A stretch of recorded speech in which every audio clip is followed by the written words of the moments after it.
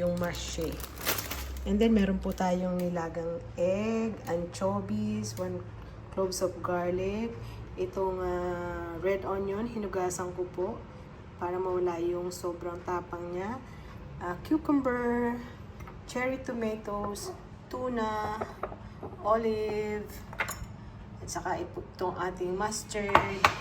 Meron po tayong vinegar and then pepper. Tara na po at ating gawin ang ating salad.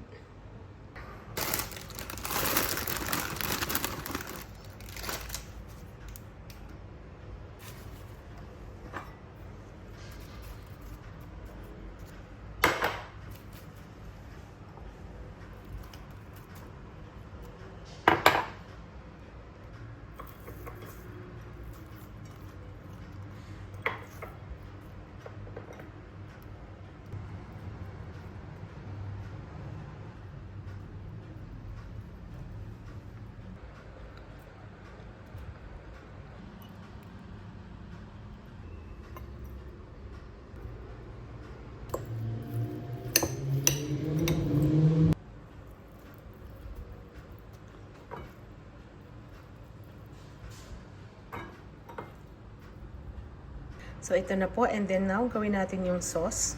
Anchovies. Garlic. Mustard. Pepper. Olive oil.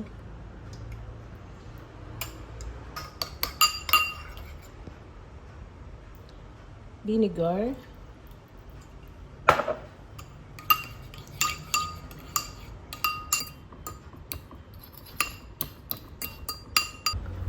Salt.